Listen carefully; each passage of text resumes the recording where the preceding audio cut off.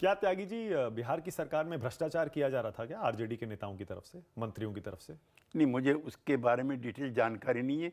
चंद्रशेखर सिंह जो उनके मंत्री थे, वो जो भगवान पर, हाँ, उनके जो वक्तव्य थे वो बहुत आपत्तिजनक और उत्तेजनात्मक। क्या परिवारवाद दिक्कत कर रहा था कोई सरकार चलाने में? नहीं, मैं डे टू डे की फंक्शनिंग का वहां पे हिस्सा नहीं हूँ। अच्छा, वैसे आरजेडी, या मैं वैसे पूछता हूँ, क्या लालू परिवार भ्रष्ट है त्यागी जी?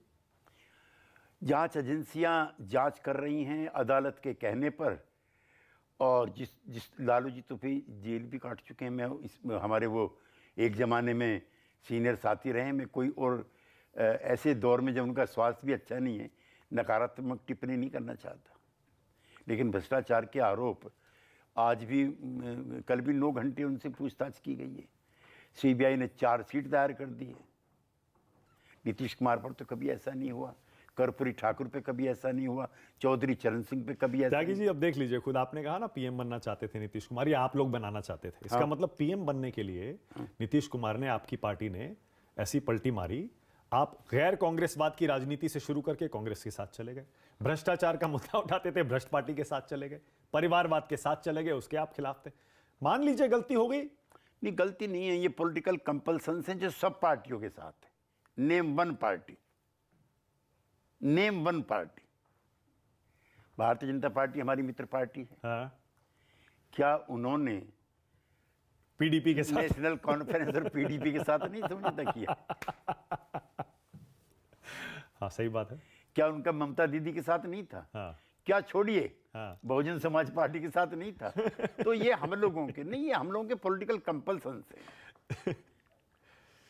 आप लेकिन कम से कम ईमानदारी से त्यागी जी अब ये तो मान ही रहे हैं कि हाँ पॉलिटिकल कंपल्शन है, या फिर जो भी है राजनीति है। हाँ, लेकिन पाकिस्तान के साथ थोड़ी।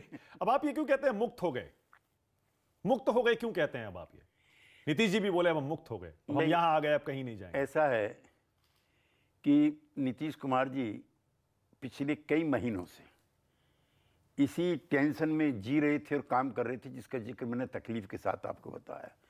आज जयराम जी कुछ कहें, जयराम जी एक बार भी नीतीश कुमार जी को उन्होंने संपर्क साधा कि आपकी नाराजगी किस बात को लेकर के है, आप क्यों दुखी हैं?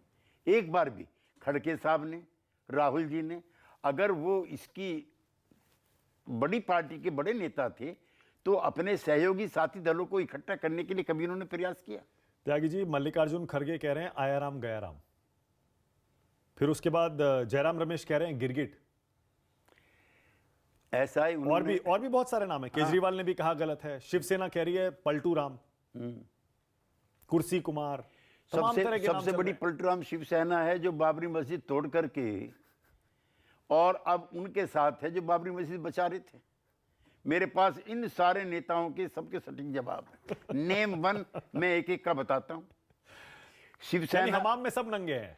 शिवसेना के प्रमुख ने कहा, जबकि अटल अडवाणी जी ने अफसोस किया था 6 दिसंबर की घटनाओं के लिए, शिवसेना प्रमुख ने कहा कि यस हमने तोड़ी है। मुलायम सिंह यादव जी कह रहे थे यस मैंने गोली चलाई है। दोनों में क्या कोऑर्डिनेशन है?